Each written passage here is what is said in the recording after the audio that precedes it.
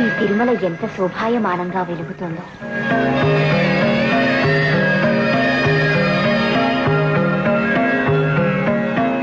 ఇక్కడ సెలయేళ్లు గలగలమని పారు హరిహరి అని పాడుతాయి.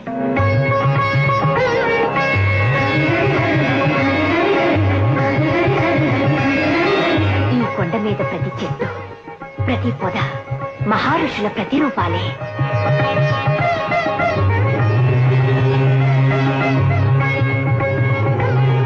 సకల క్షేత్రాలు, అఖిల పుణ్య నదులు అన్నీ ఈ కొండలోనే అలరారుతున్నాయి.